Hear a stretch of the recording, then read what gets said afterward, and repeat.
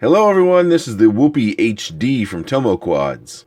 It comes in two different versions, one for the Beta FPV 75X or using the rack-on heli prop guards. Mine features the Beta 75X hardware and the Caddx Turtle V1. It weighs a bit over 64 grams. Motor post to motor post, it's now 92 millimeters. So we're going to start with a slow flight. And I know this is unusual for me. I think I'm kind of getting known as an indoor speed racer sort of guy, but something that as I've gotten into these little tiny whoops that can record this higher definition video, is that this presents an opportunity for me to learn a new kind of flight style, and that's more slow. And you'll find in this video where I struggle to not push that right stick forward and pick up speed, so it might not be great, but it's something that I've spent some time trying to adapt my skills to, is being a little bit more steady, a little bit more smooth, trying to get lined up for the line a little bit sooner so I can turn a little bit more smoothly, a little bit more cinematic.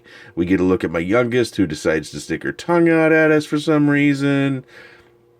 But I enjoyed this process of trying to learn a new sort of flight style for me. I do kind of let it go here in a secondary flight that we're going to watch next, but this gives you an idea of kind of some possibilities. You don't have to go fast. Maybe you're cruising, maybe your style is already cruising, but this presents, I think, some interesting opportunities for me and my family in being able to fly, especially something that is fairly safe. You know, we've got small props. We're only running 2S. We've got prop guards, so it's very unlikely that we're going to cause any harm to people or property. So you can take these things in places that you might not want to take something that's larger or with exposed props. And I think that's kind of where the new kind of niche kind of lies, is not necessarily in just outward performance, but a lot of people want HD footage. And this is one way to get it. Now, I'll show you back at the desk, if you're not familiar with these cameras that are kind of all-in-one FPV and HD cameras, that the view that you're currently looking at is not at all what you see in the goggles. So I don't want anybody to be confused about that. But as far as this machine and what it does and how it works, I enjoyed this process. And we're going to, like I said, see a couple more flights. Something else I should note is I did try the 3D print to mount to the Beta 75X. I believe it's referred to as the Miracle Whoop, or it might have other names to it. But they basically got free prints or free STL files on Thingiverse, and you can print them off. Or I think it's pronounced Thingiverse.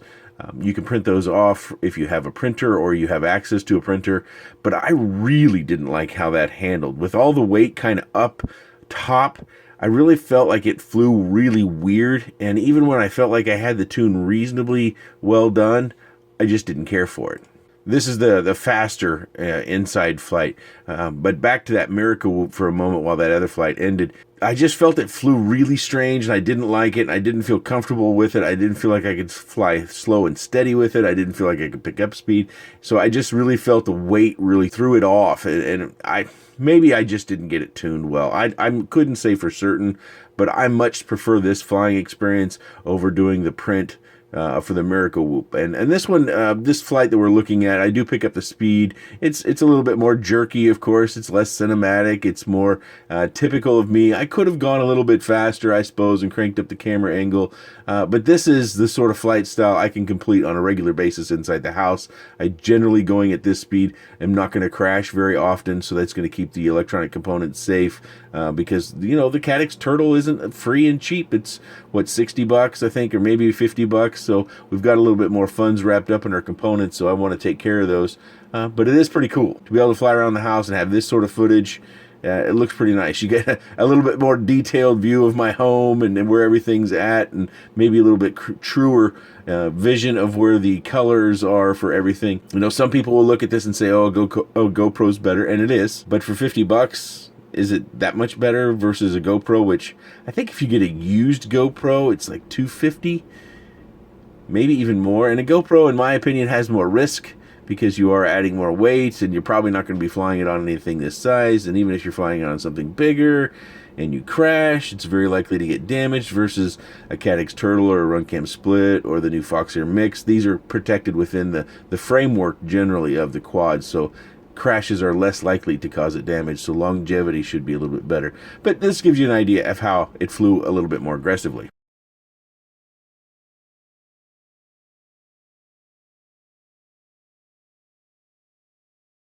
Now this is the last flight, and as you can see there's snow on the ground, and quite honestly, I was a bit sketched out. My weather has been brutal, but this particular day, the wind wasn't bad, so I decided to risk it, step outside, stand in the garage where it was relatively warm still, and go out and fly. And you're going to see a little bouncing in there, and I do believe that is from the wind, because I think when we go with the wind, when we turn around and go down, that bouncing kind of changes. So I do believe that's the wind.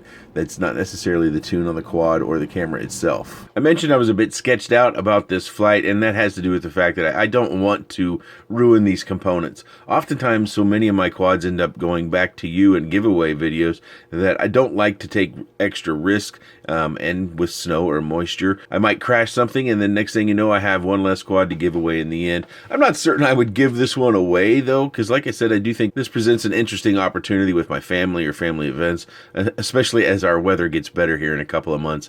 It is quite cold. I think it was about 22 degrees during this flight, but we've gotten so much moisture over the last week to 10 days, and it doesn't look like it's going to be getting much better in the next 10 days, so I kind of took a risk and decided I'm just going to go for a fly and enjoy the whiteness outside. Hopefully this gives you a little bit of an idea of what an outside flight would look like. If you're expecting a more aggressive, more acrobatic flight, I apologize, but weather is just not permitting me to take those sorts of flights right now outside. I am flying on a 2S 300 milliamp battery, and the flight times, the more aggressive flights only last about 2 minutes. The more steady eddy flights last about 3 minutes. So let me show you on the rack-on heli version some interesting. You don't have to take the Beta 75 and hack it up and make it work. You can actually build this fresh from a different stack. You see we have different mounting holes for different flight stack sizes. We also have things cut out just as you see here. If you wanted to actually purchase some 2S single boards, you could do that as well. That would create a little bit of a lighter machine. In this particular case, you might notice right between these two boards, I've got some foam stick up in there, and you could go battery on top and battery on bottom, and I mentioned that because if we listen real closely, because of the VTX, the Beta 75X is underneath there. There just wasn't enough room where this top carbon plate flexes and it hits the button that could change channels for the VTX, and that's why I went bottom mounted. As you see here, I used a little bit of Oma grip and a couple of just random rubber bands. I thought that was a better option for a couple of reasons. The one, the VTX that I already mentioned, as well as the fact that I didn't want these wires on landing being drug across the floor or outside, even worse, and then getting stripped out or damaged in some way. I thought battery mounting on the bottom was a better option, but depending upon how you build your stack and what you use, again, you can use a single board in here, and then you have much more room in your flight stack. You can put your battery on top, and that will give you a little bit different flight feel. The kit does come with mounts for your camera. The kit also comes with the carbon that you see here. The kit also comes with this little antenna tubey stuff. You can see mine's kind of busted up here, but you don't get the antenna tubes. I misspoke there, but you just get this 3D printed piece right here, and that 3D printed piece isn't quite big enough to where these antenna tubes would go down in there, so I use some welder adhesive to stick those on there. That way I can make sure that my antenna wires don't get down into the prop line. I did secure my battery lead down to the carbon fiber to make sure if I have a battery ejections I don't pull it off those pads. Also note that I've mounted the Caddx Turtle to the top, and then I squeezed my XM Plus between the Caddx Turtle and the top of the carbon fiber. If you're wondering, this little bit right here, this was my tape that when I originally mounted everything had these wires nice and covered up and everything was all clean and black, but through the process of flying, I guess my tape isn't doing a very good job, so I would suggest wrapping that up a little better than I did. So if you got a Beta 75X or you want to build up a little 2S cinematic whoop yourself, check out Tomo Quads. I'll put his link down in the description down below. Pick one of these up and turn yourself into a video director. If you have any comments, questions, suggestions, or otherwise, please let me know in that section down below. I appreciate your time, and thanks for watching.